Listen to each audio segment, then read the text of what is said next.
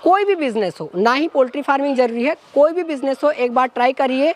और वो जो कहावत है ना, खुद ही को कर बुलंद इतना कि खुदा भी तुमसे आके पूछे बता तेरी रज़ा क्या है, उस बात को जेन्युइनली आप ज़मीन पे अप्लाई कर सकते हैं। इतनी सारी इसमें मेहनत करने के बाद आज के डेट में मैं जो है उस 15,000 रुपये की नौकरी से उठ करके आज के डेट में 3.5 करोड़ का टर्नओवर, लास्ट मेरी फाइनेंशियल ईयर की टर्नओवर 3.5 करोड़ रुपए रही है। यदि एक महिंद्रा कंपनी हो सकती है तो सत्येंद्र कंपनी क्यों नहीं हो सकती। नमस्कार साथियों, मैं Satyendra Verma Kukdu poultry services private limited का ओनर हूं और आज मैं फार्मिंग टूर चैनल का अपने फार्म पे स्वागत करता हूं। मैं एक 25 साल का युवा हूं और आज मैं जो है आपके साथ में अपनी 4 साल पुरानी फार्मिंग का जो है एक्सपीरियंस शेयर करने वाला हूं। मैं मिडिल क्लास फैमिली से बिलोंग करता हूं। इसके पहले जो है मैं डिप्लोमा इंजीनियरिंग की पढ़ाई करने के बाद में नागपुर ट्रैक्टर यूनिट में महिंद्रा में जॉब कर रहा था। उस वक्त तो मुझे लगा कि 12,000-15,000 की नौकरी से जो है मेरा काम जीवन भर नहीं चलने वाला है, इसको मुझे कुछ ना कुछ करके आगे तक ले जाने की ज़रूरत है।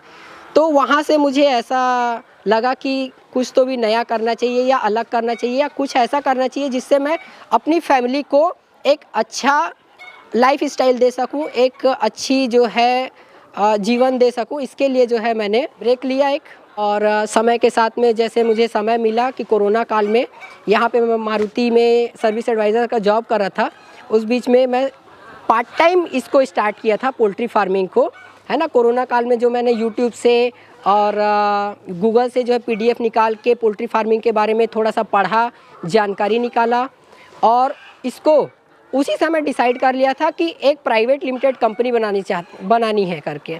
यदि एक महिंद्रा कंपनी हो सकती है तो सत्येंद्र कंपनी क्यों नहीं हो सकती। हालांकि कंपनी का नाम कुकड़ू प्राइवेट लिमिटेड है लेकिन कंपनी सत्येंद्र की है, ठीक है। ये सोचते हुए मैंने जर्नी अपनी जो है स्टार्ट करी थी और 150 बर्ड जो है मैंने गवर्नमेंट हैचरी से ला करके पाल करके उसको ट्रायल ले करके सीख करके जो है स्टार्ट करी। तो उस समय तो ऐसा लगा था कि देसी मुर्गियाँ जो है बस घर में लाना है और उसको कभी भी चावल खिला दिए, घर की सब्जी खिला दिया, बड़े कर दिए और 500 रुपये किलो में बेचना है। पर जीवन की सच्चाई ऐसा नहीं होता है दोस्तों। एक्चुअल में हुआ ये था कि 150 मुर्गियाँ लाने के बाद पता चली कि इन मुर्गियों को भी तैयार करने के लिए 160 रुपये मिनिमम कॉस्टिंग आती है, जिसके लिए मेरे पास फंडिंग नहीं था। मात्र 35,000 रुपये का मेरे पास सेविंग था, है ना। उसी से मुझे सब कुछ करना था अपना। वहाँ से जो है मैंने 35,000 रुपये की सेविंग से ड्रिंकर, फीडर लेना, मुर्गियों को तैयार करना और 350-300 रुपये में बेचने से लेकर के जो है जर्नी जो है स्टार्ट करी और आज के डेट में प्राइवेट लिमिटेड जो है खड़ी कर ली है मैंने।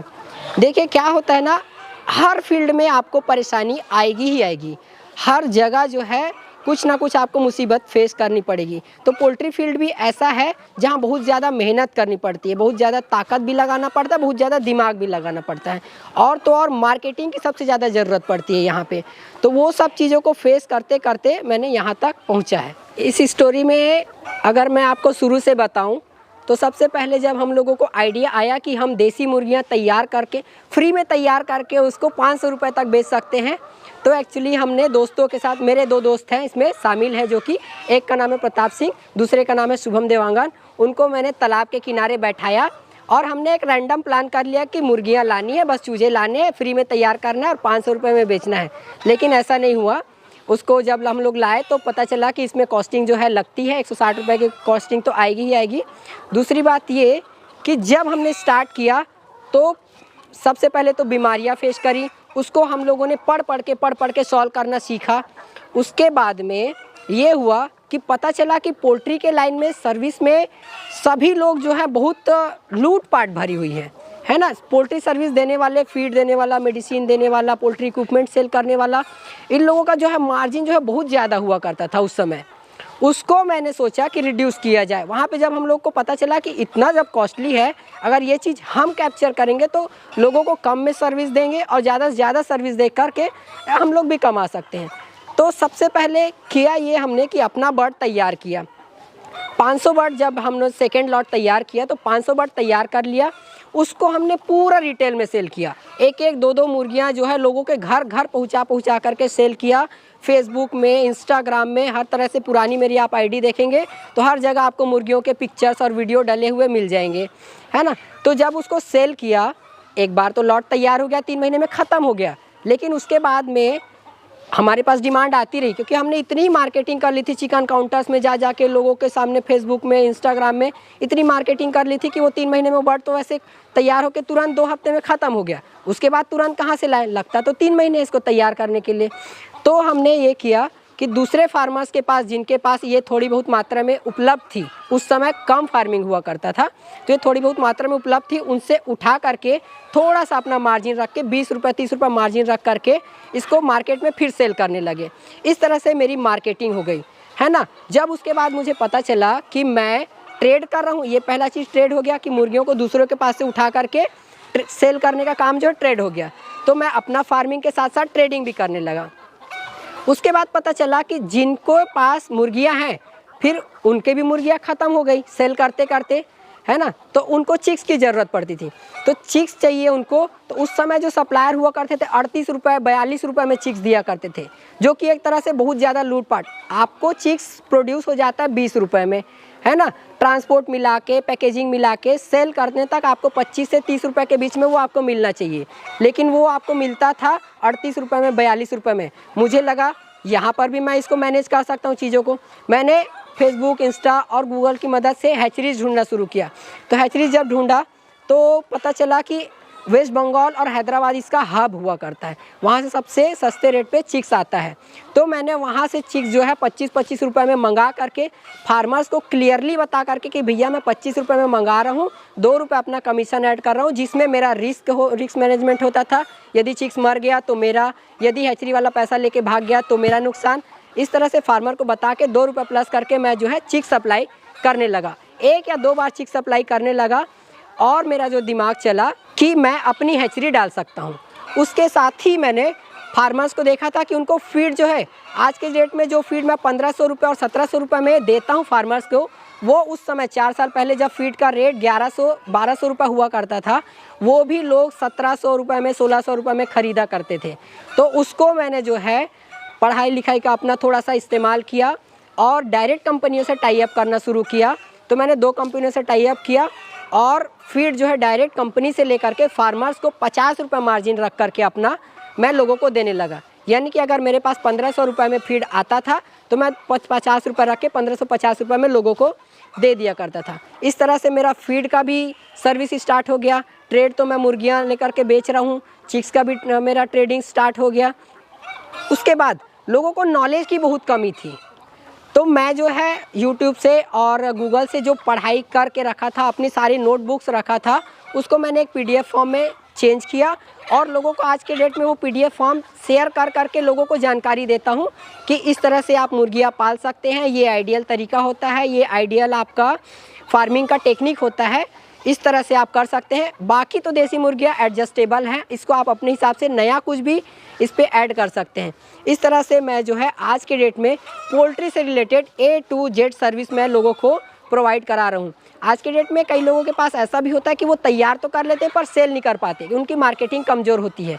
उसके लिए भी मैंने सॉल्यूशन रखा है, भैया आप मुझे तैयार करके फ़ोन करिए, वीडियोज़ भेजिए कैसा तैयार किया है आपने, मैं ट्रेडर्स को फ़ोन करूँगा, मैं ट्रेडर्स को जो माल उठाने वाले हैं एक साथ, या मैं खुद भी थोड़ा बहुत मात्रा में जो है दुर्ग भिलाई में सेल करता हूँ, तो मैं खुद उठा करके कई बार जो है उनकी मुर्गियों को सेल करवाता हूँ और मिनिमम सेलिंग प्राइस जो है देता हूँ। आपको अगर मैं ओरिजिनली अगर आपको बताऊँ तो 160 रुपये मैक्सिमम कॉस्टिंग है बर्ड को तैयार करने के लिए, जिसको मैं जो है 210, 220 या कभी डिमांड कम है तो 200 रुपये तक, मैं 200 से कम लोगों को प्रीफर करता नहीं हूँ कि उससे कम में बेचे।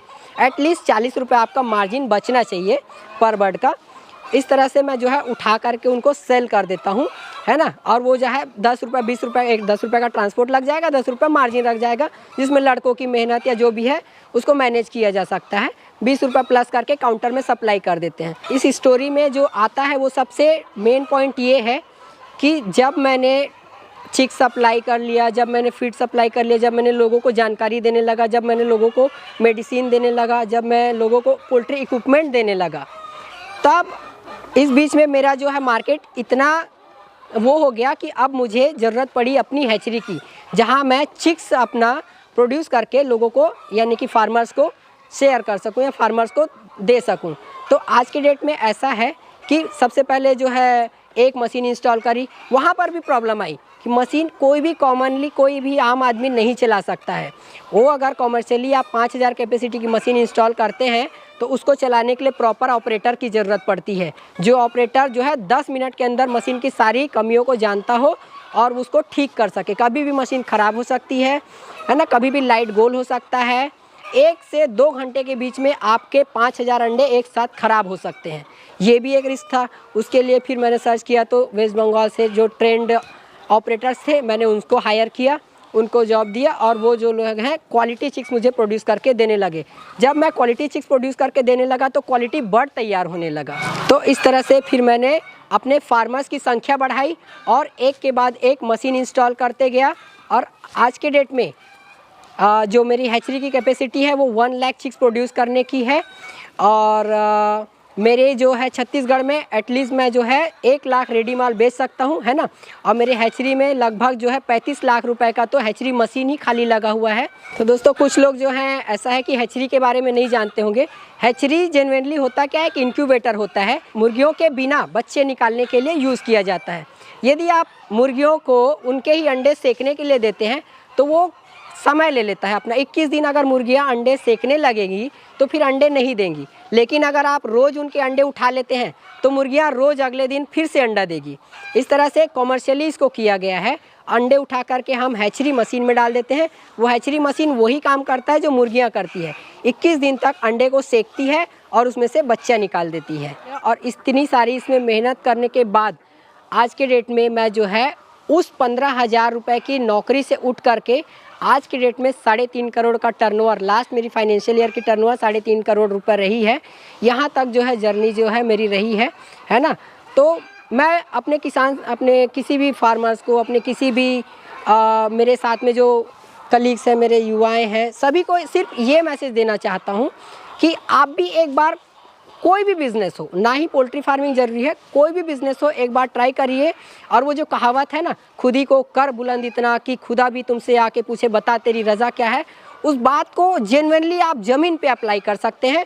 इस बात को आप खुद भी साबित कर सकते हैं। तो इस स्टोरी के साथ में मैं जो है आपके समक्ष अपनी वाणी को विराम देता हूँ और फार्मिंग टूर का मैं बहुत बहुत धन्यवाद करता हूँ जिन्होंने मुझे इस इंटरव्यू का मौका दिया। Thank you.